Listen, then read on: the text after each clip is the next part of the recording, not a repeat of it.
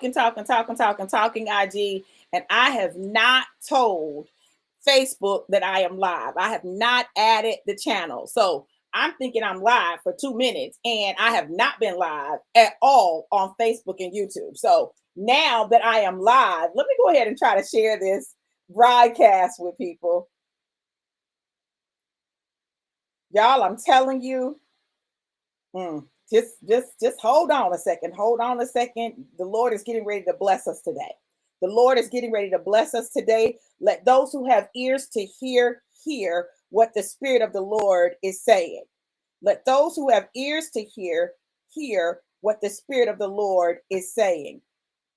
God has been doing some things and working on some things that will allow us to really transition in this new season if we heed it. If we heed it, God is going to do some incredible things if we heed it, but we've got to heed what the Lord is saying. And some of it is not fun. Some of it is not easy to receive, but it is necessary to receive. Failure to receive what God is doing right now is going to result in you missing the move of God in this season. And why do I say missing the move of God in this season? Because he is moving, and he's moving quickly. He is moving expeditiously. He is moving intentionally. He is moving in order to fulfill the things that he has already declared for our lives. However, we will miss it if we don't drop the excess weight. We will miss it if we do not drop the excess weight. Now, y'all may be saying, Dr. V, what excess weight? What are you talking about? Well, I'm going to tell you exactly what I'm talking about this morning, because I need you to understand that what I'm saying goes beyond the physical. Yes, part of it is physical, but all of it is not physical. Some of it is relational. Some of it is places and situations and things and commitments. What I'm telling you is this: God has a plan, and that plan is to prosper you and to give you a hope and a future and bring you to an expected end. That's his plan. That's God's plan. But when we hold on to the excess weight, we find ourselves weighed down. We're weighted down and unable to move with the speed, with the intentionality. It's almost like you've got all these bags on your back and you're trying to sprint in 100-yard dash, but you can't sprint at full capacity or at full speed because you're too weighted down.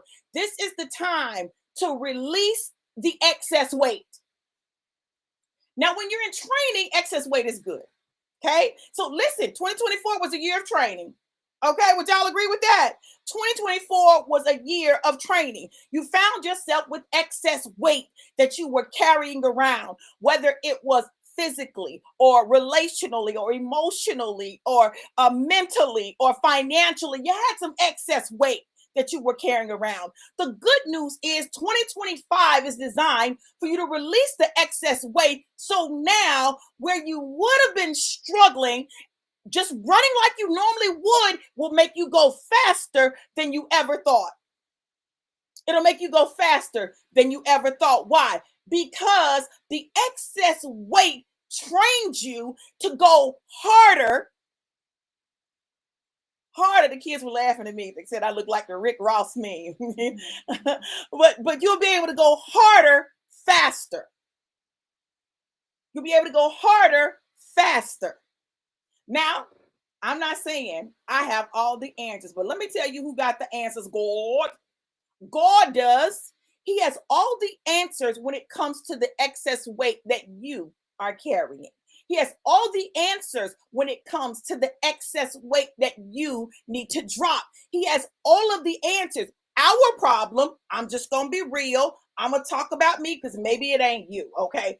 But many times my problem is I want to hold on to people, places, situations, things after they are no longer useful for what God is doing in my life and where he's taking me. I don't want to release them. I don't want to let them go. I have Captain Save-A-Ho syndrome. I said Captain Save-A-Ho. Yep, I did. I have Captain Save a Hoe syndrome, right? I want to save all the hoes. Okay? No hoes left behind has been my motto. You don't have to be left behind. But the truth is, some people must be left behind for your sanity, for your peace, and for you to get rid of the excess weight that is holding you back. Now, am I saying if you're married, oh, you just need to get a divorce? No, no, no. I'm not saying that. But let me tell you what your excess weight is: expectations. Expectations. We have these expectations of people that when they don't meet these expectations, then we feel some type of way. So if you know a person cannot meet that expectation, why are you still trying to hold them to an expectation that's unrealistic? Does it move your relationship forward? No.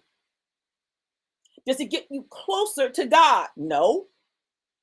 It gets you more frustrated, more angry, builds bitterness and resentment. I had to make a decision yesterday and I decided to let go of some expectations. I just have to let go of some expectations. There are some ways my husband and I are different and he just doesn't get it and he may never get it. And so there's no sense in me being frustrated because he doesn't get it. For what? Because that's not going to make him get it. So, given that he doesn't get those things, listen, I got to just say, okay, I can't expect him to get that. That's not an area where he's going to get it or he'll understand. It's not in alignment with his thought process. And I've got to be okay with that.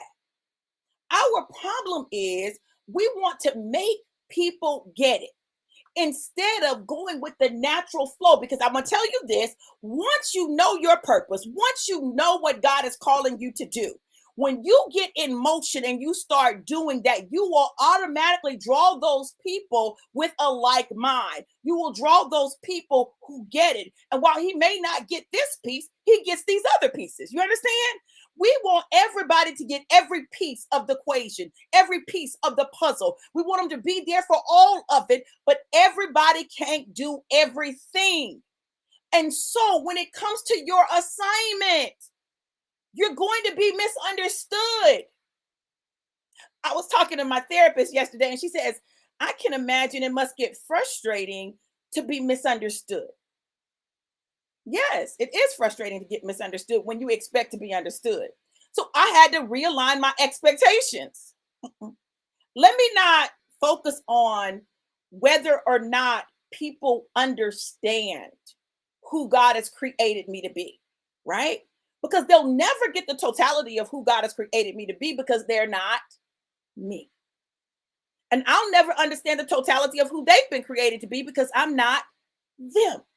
That's why we are individuals, even when we come together in marriage and and we're becoming one, right? As we're becoming one, there's still going to be some areas where we do not agree. We don't see eye to eye. It just doesn't. But because we're convinced that we got to control everything and everybody, and we got to make people see it and make people get it, we find ourselves frustrated. I made a decision yesterday. I'm not getting ready to be frustrated for the rest of my life about nobody and nothing. I'm not going to be frustrated. So it means I have to change.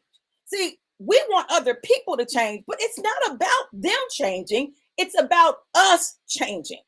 If you know that your expectations are not being met and they are unrealistic when it comes to a certain person or relationship, then you got to adjust your expectations.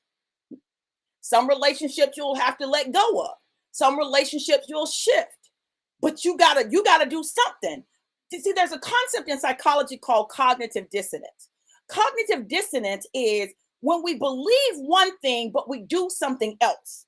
We say we believe this, but we do something else. And so we're going to try to make it match. It's got to match. It's got to make sense, or we're in a constant state of frustration. If we say that we believe a certain thing, but we do the opposite of that thing, either we're going to change our belief or we're going to change what we do. We can't stay in that state where things don't match, or it will drive you crazy, literally, because we can't reconcile it. will be in a state of heightened emotion, frustration, worry, anger, bitterness, jealousy, all of the negative emotions. You'll be on the lowest frequency that you can be, which is the furthest away from God that you can be. The distance between you and God deals with your emotions and your emotional state, what frequency you're operating in. If you're operating in fear and worry and anxiety, baby, you're not close to God. I'm telling you. When you look at the emotional vibration scale, where God resides is in love. God resides in love, peace, tranquility. That's where God resides. Belief. That's where God is. So if we're in worry and fear and anxiety, we ain't close to God, which is why we're so frustrated. So we have to shift where we are emotionally located. We've got to shift the vibration upon which we are operating. And we have the power to do that. My husband preached a message Sunday called, I've got the power. You've got the power, right? We have the power to do that, but it's going to mean some stuff. And see, we don't want to deal with the stuff that it means. It's going to mean letting some relationships go. It's going to mean unfriending people. It's going to mean not being in certain spaces. It's going to mean not going certain places. It's going to mean those things. But if you want to operate the way God needs you to operate, then you've got to let go of the excess weight. And not just the excess weight that comes from the expectations that you place on other people, but the excess weight of the expectations that other people place on you. This is where you got to draw the line. You got to know how to set boundaries. You got to know what you're okay with and what you're not okay with. And you've got to figure out how to navigate that. It's not anybody else's job. It's your job to figure out how you're going to navigate it. What are you going to do differently? This morning, I'm telling you, I kept waking up. Finally, about one something, I just had to get all the way up out of the bed because it was so much going on in my head, right? So, and I was awake, alert, ready to go, right? So I got up and I began to work on some things, some things that I've got coming up and began to work on it. But baby, when I tell you God started downloading stuff like, I said, whoa. And everything that he downloaded is in alignment with my purpose. Now listen. This is where we get tripped up. Your purpose ain't everybody else's purpose. We are one body with many members, and every member has a role, but the roles are not the same. Even think about our hands, right? If you're right-handed, the role your right hand plays is different from the role your left hand plays. If you're left-handed, the role your left hand plays is different from the role your right hand plays. Even if you're ambidextrous, there are certain things you will automatically do with your right hand and certain things you will automatically do with your left hand. Does that make the left hand or the right hand any more valuable than the other? No. Both have value. Both have value. But when you use them, it's going to vary. See, we want everything and everyone to do the exact same thing, but God says that we are one body, but many members for a reason. Every member has a function. Every member has a role. And when we try to do this copy cutter thing where we make everybody the same, what we deny is the individuality that God placed in each and every one of us. That those masterpiece intricacies that are uniquely ours and uniquely us. So, gotta let people be who they are. Gotta let people be who they are, and you've got to be willing to be who you are. There's a whole trend that says we listen and we don't judge. We listen and we don't judge. Not we listen, but we don't judge, right? Because but nullifies whatever you said before it, right? We listen and we don't judge. Our judge is the saboteur that gets us in the most trouble because we begin to judge people because they do it differently, or they see it differently, or they don't understand, or they don't get it, or they're not moving at the same pace that we're moving at, or they're not going in the same direction that we're going at. Every church, I firmly believe this, every church, every ministry has its role in building the kingdom. Every ministry has its role that is uniquely that ministry's role. If the leadership, if the pastor seeks God for what they are supposed to do and who they are called to. Everybody's not called to the same people. They're not. They just aren't. Everybody has assignments. Imagine this.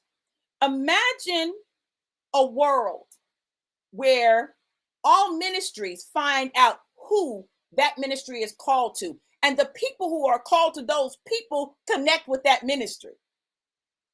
Woo! What happens with that?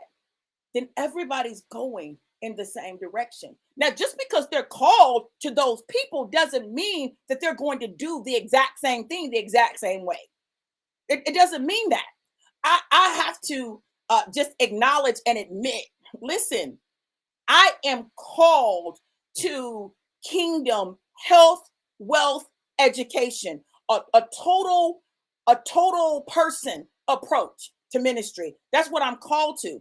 My entire life, I want you to hear me very clearly. My entire life, I have fought against systems that have sought to separate things and say, well, there's this, then there's this, then there's this.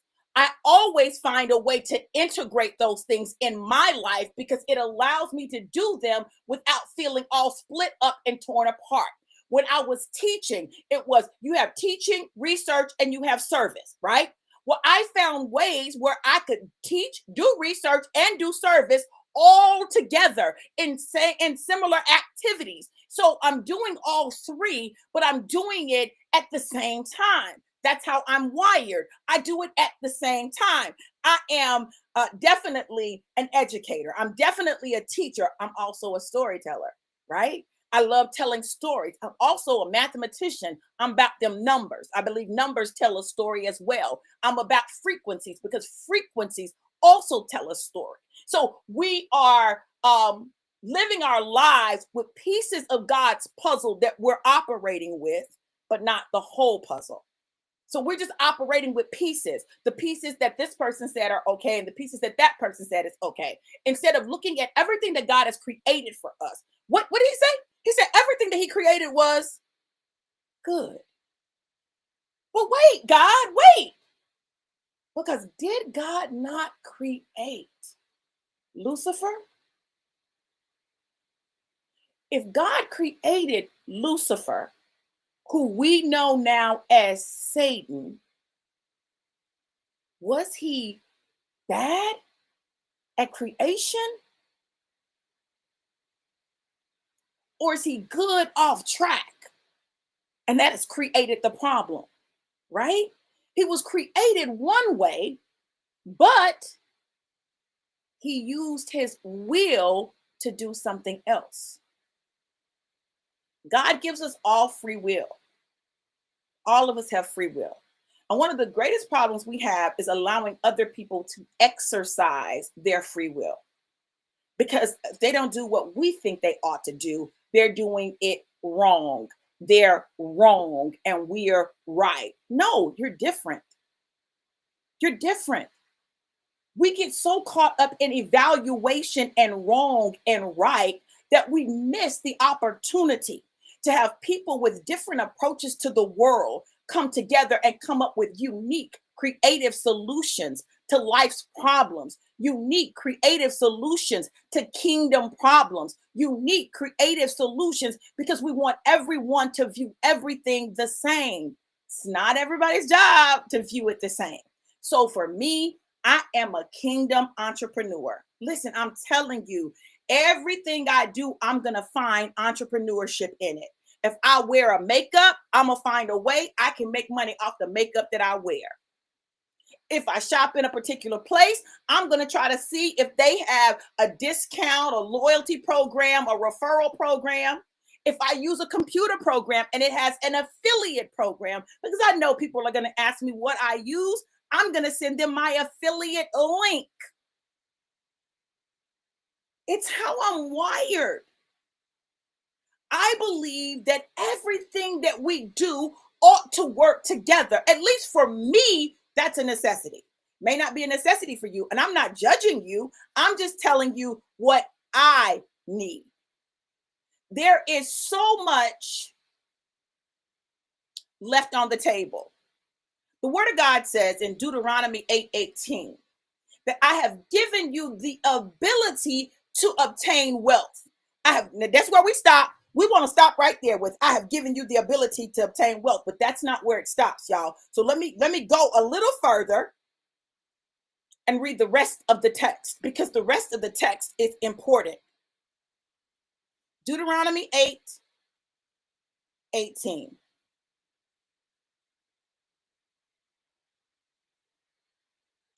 And Deuteronomy 8 is all about God's call to remember and obey. God's call to remember and obey. So it's about remembering what God has done and what he has called us to and what he has told us to do and obeying that. Okay. Not obeying people, but obeying God. All right. Now, Deuteronomy 8:18, and I'm going to read from the New Living Translation, says, remember the Lord your God. That's the first part. We don't say that.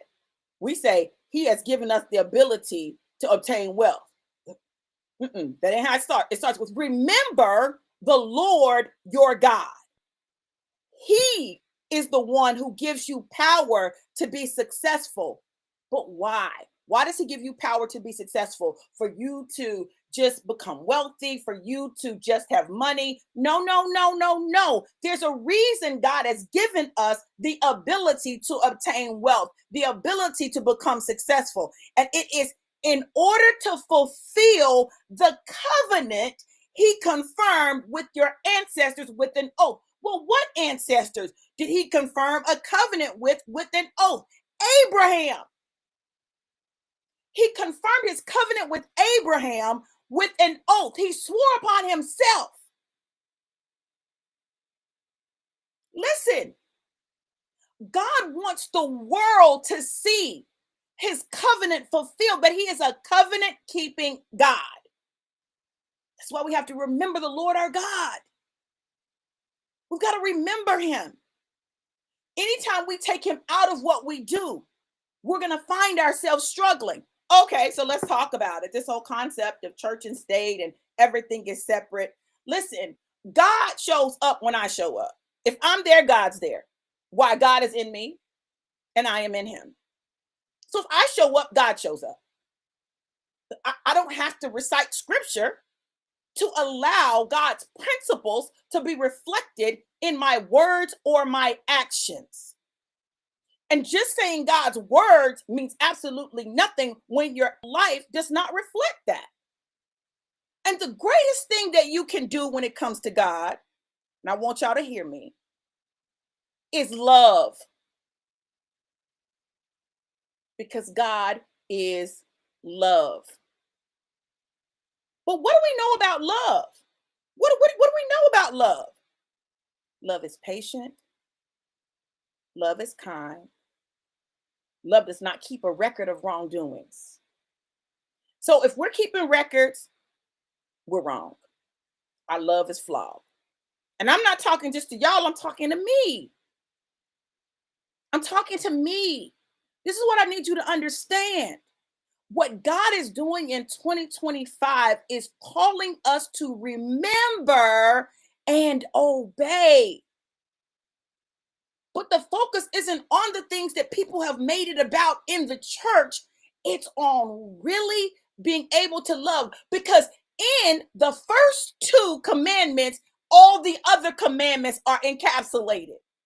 If you love the Lord your God with all your heart, mind, and soul, and you love your neighbor as yourself, you won't murder them, you won't lie, you won't backbite, you won't kill them, you won't commit adultery, you won't steal from them.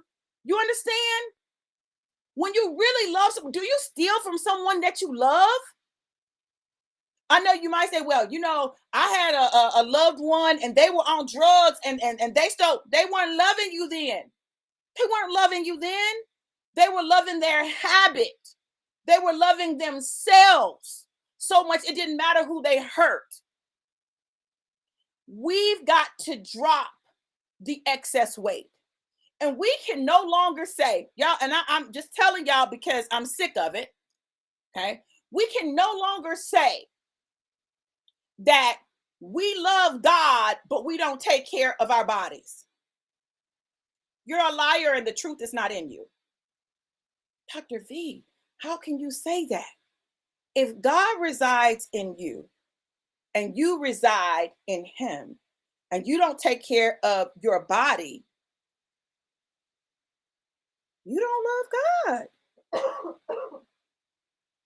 Loving God is loving you. It's loving others.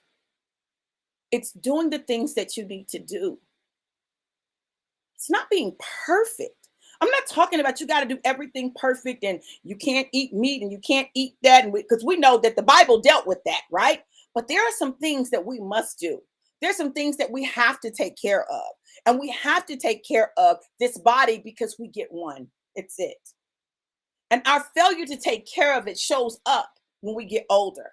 When you're young, you think you can do whatever you want to, eat whatever you want, do whatever you want, drink whatever you want, smoke whatever you want, take whatever you want. You think you can do all of that, but that stuff catches up to you when you get older.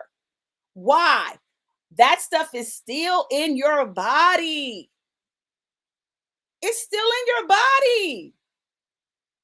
You got to detox from it. It's got to come out somehow. And it usually produces different ailments.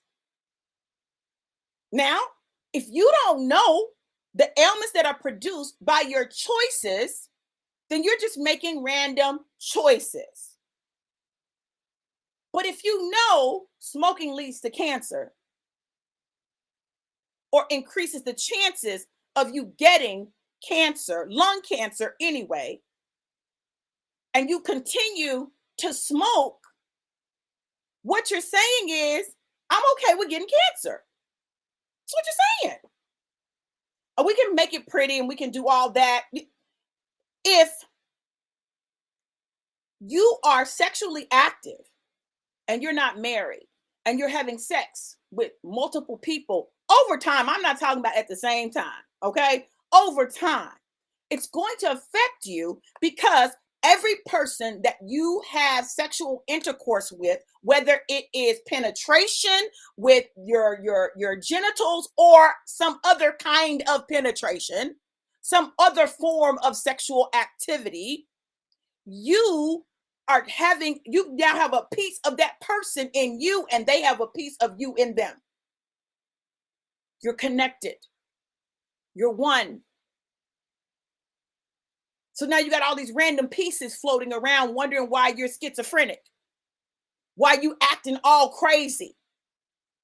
Because you got all these different people and personalities and issues going on inside of you. It's time to drop that excess weight. If you're having sex and it's unprotected sex, you're saying, I'm okay with getting a sexually transmitted disease. I'm okay with either making a baby or getting pregnant. That's what you're saying. That's what you're saying.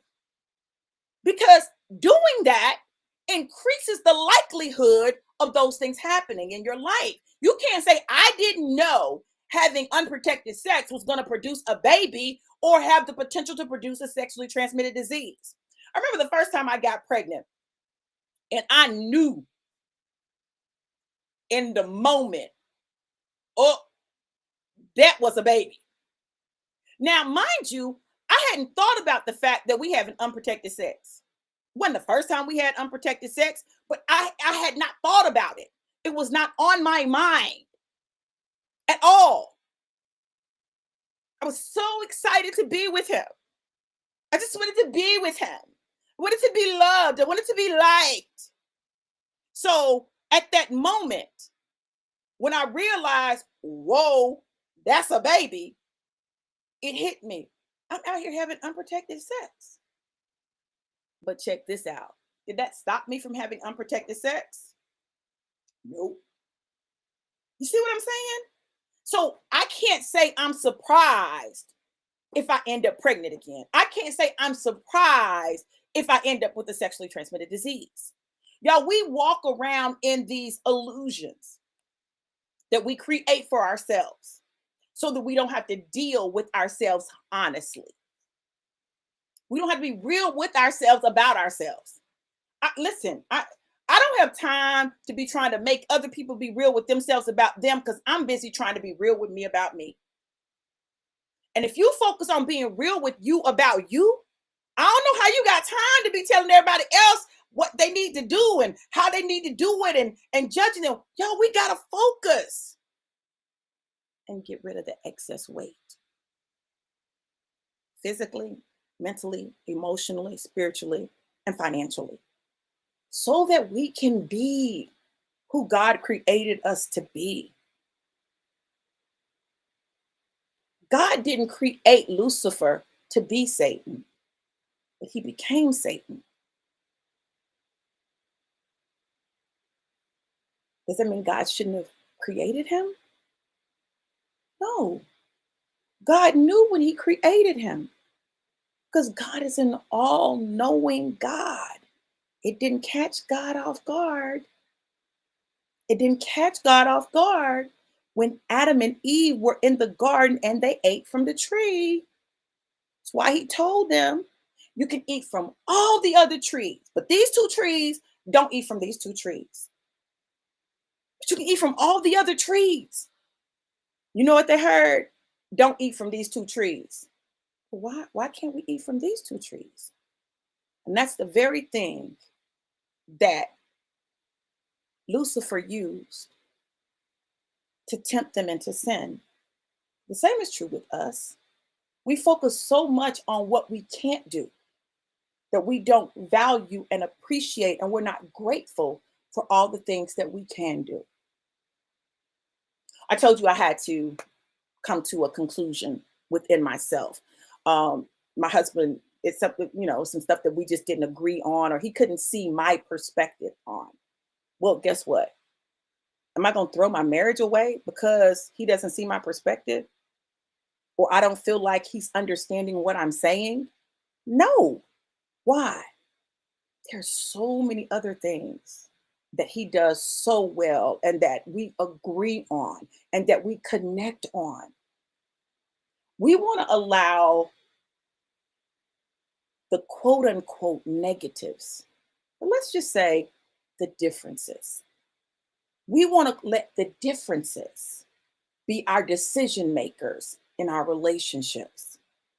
The problem isn't difference. The problem is, can you respect the difference? Can you respect it? You don't have to agree, but can you agree to disagree and still love someone? Because that's what love does. We don't have to think the same, dress the same, speak the same, believe the same. But what we do have to do is love each other. And love has certain things attached to it. I mastered keeping a record. I just want y'all to know that. I mastered keeping a record of wrongs. I mastered it. Because I can tell you, well, I remember when you did that. I mastered it. I mastered being transactional in my relationships. I mastered it.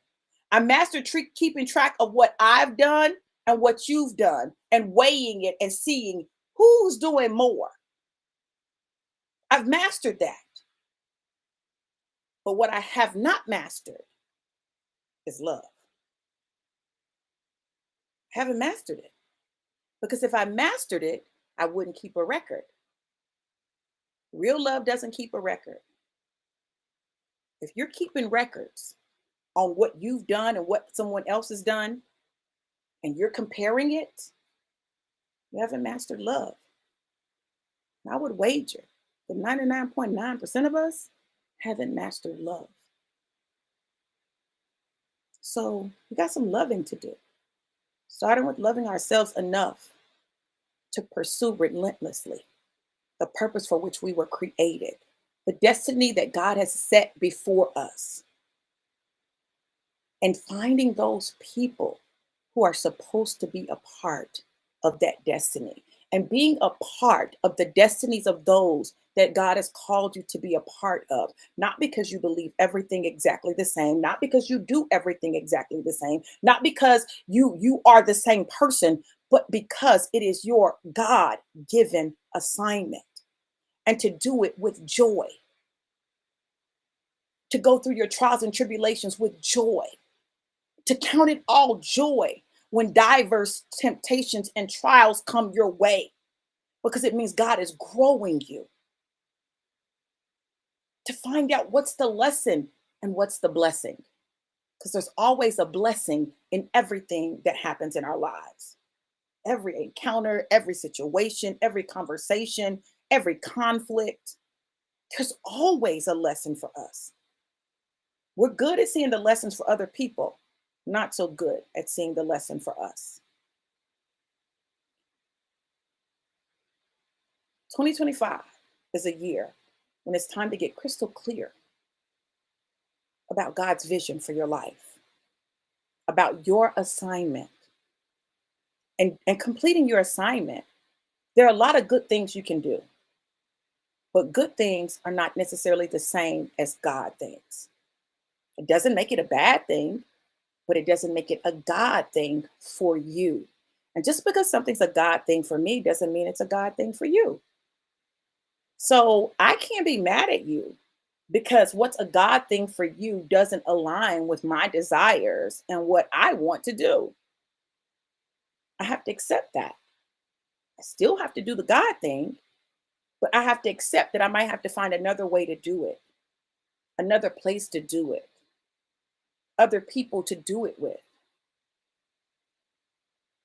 God has created our lives so that when we are in tune with Him and we are vibrating in the place of love, we will automatically draw to us everything, everyone, and every place that we need and we're supposed to be. It will automatically happen. God will cause the entire universe to shift and move and shuffle and things to happen to get us there. You don't have to force it, you don't have to make it happen, but God will bring it all to fruition. But He can't do it if we're not clear on what that is. Originally, this week, I said I was going to do the vision settings workshop on Thursday night. God changed all that. I had planned in my mind that I was going to go live Monday, Wednesday, and Friday. God changed all that. So here I am on Friday telling you I didn't do the vision setting workshop on Thursday because God canceled it, right? But I am going to do it on Sunday. And I don't,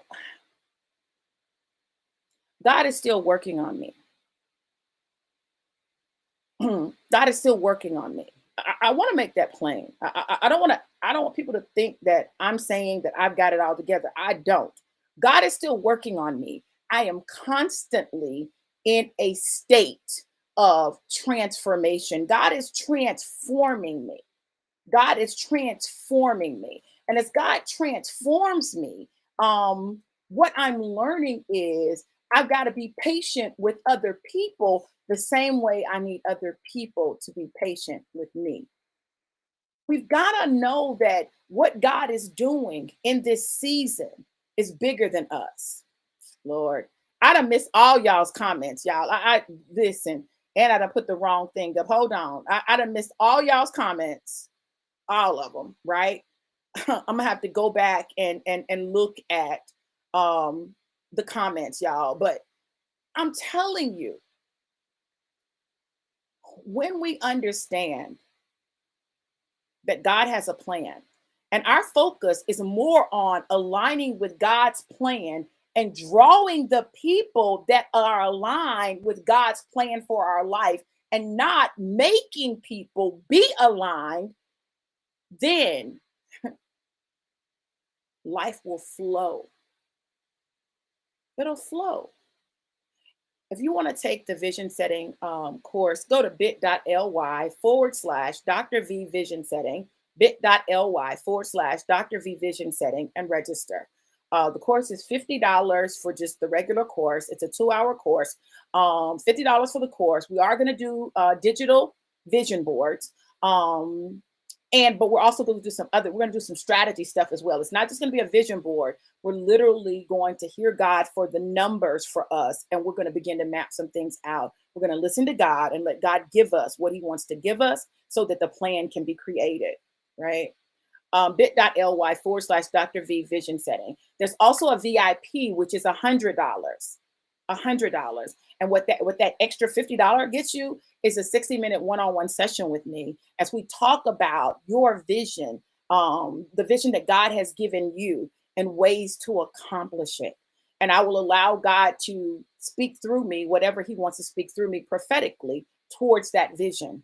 I don't know everything because we know in part and we prophesy in part, but I can tell you what I see, what I hear. God really does a lot of strategic stuff with me. Strategy is my thing. That's my jam. Like he'll give me strategy on how to do stuff. So yeah. Yes, Tony. Tony said that's why I don't force anything and I always allow God to bring to me what I need. Yes. And I've been guilty of forcing things. I've been guilty of forcing things and trying to make things fit. And God is that's what today was. God was aligning me. He was putting the vision together in nice, neat packages for me to do these things. And who's supposed to do it will do it. Who's supposed to come will come. Who's supposed to be impacted will be impacted, right? It's not my job to try to make people see the value. It's my job to do what God has called me to do. And those who see the value will be able to participate and experience the goodness of the Lord in the land of the living for this aspect of my assignment, right? I'm just talking about my assignment because we all have an assignment, right? So if you know that you have an assignment in health and wealth, you know that you have an assignment in health and wealth. Let's talk and see if there's something we're supposed to do together. If you know that you are called to kingdom entrepreneurship, marketplace ministry, let's talk and see if there's a way that we can connect and collaborate. If not, no harm, no foul. It's not a problem. We just know. And then maybe what we can do is we'll know at least what each other's doing. And then if we encounter someone who needs what the other person has or is aligned more with the other person, we can direct the people to them. Everybody that you connect with or that you meet is not for you. Some of the people are for people you're connected to. And you got to know how to pass. This Western society has taught us to try to hold on to everything, put a tight grip on it. But what you hold tightly to, you won't allow to get flow through, right? If you're holding tightly to it, no flow can come in and no flow can go out. You have to allow yourself to be a place of giving and receiving, sowing and reaping, because that's how God has created us. I pray that today's word has blessed you, that you've gotten something out of it. If you feel an alignment, then let's talk and let's see if there's an alignment, if we can go further. But I won't be mad at you, and I hope you won't be mad at me if we can't go further, because it just is what it is sometimes. Everybody is not going to go everywhere you go. Everybody's not created to go everywhere you go. And sometimes God is shifting us, and we're still trying to hold on to the old, what we know, what's familiar, and what's comfortable. Don't let what you know prevent you from getting for what God knows and what God has for you. Listen, I love you guys to life and life more abundant. Listen, I pray that God will just speak to your heart and that you will allow him to do that. That you'll allow him to speak to your heart. Maybe you don't want to take the vision setting course, but you want to sow it into someone else. And if you want to sow it into someone else, I absolutely am not going to prevent you from doing that. You can make that contribution at Cash App $ Dr. V Johnson 777, Cash App $ Dr. V Johnson 777, and I will pass that along so that somebody who maybe wants to take it but doesn't have the finances right now can take it. Also, Afterpay is available, right? 1250 and approval for Afterpay will allow you to get the class, right? $25 and approval for $100 in Afterpay will allow you to get the VIP. Now, look, this is the next thing. I want to share this with y'all because I don't want y'all to miss this. If you know someone who has been stuck and they're trying to transform their body, God gave me a download, and I'm trying to share it with as many people as I can to help them, particularly women who are going through menopause or are postmenopausal or having hormonal issues and they've been stuck or you've plateaued and you can't seem to get beyond where you are right now with your weight, whether it is losing or gaining. See, people think everything's about losing weight. Everybody don't want to lose weight. Some people need to gain weight, right? So whatever that is, connect them to me. Connect them to me, or you connect with me, because I'm telling you, it absolutely works. It's how I lost 25 pounds in 90 days. 25 pounds in 90 days. And it's how I've lost a total of I might have to see because I just lost some more weight. 33, I think 33 pounds. I lost a total of 33 pounds since July 27th using this system. And that's with the holidays. And that's with me not eating a constrained diet. Okay. So that's without me cutting out fried food, without me cutting out sugars or desserts, or, it's without me cutting all that out. I didn't, without me cutting out carbs. I eat carbs. Okay. Some days I eat more carbs than others, but I'm telling you, God is up to some stuff. And what he's shown me, I know, is in order to bless his people and the kingdom.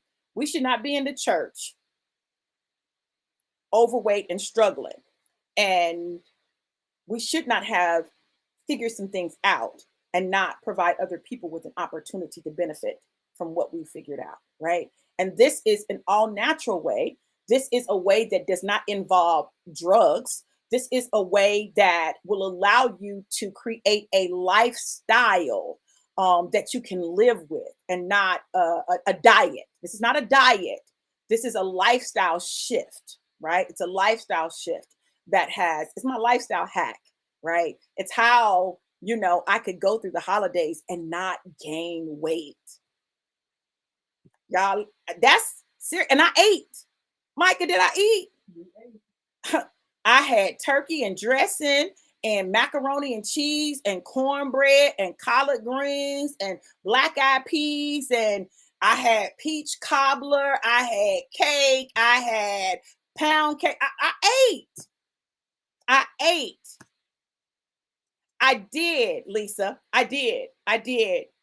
It's actually called the Sacred Transformation Triad.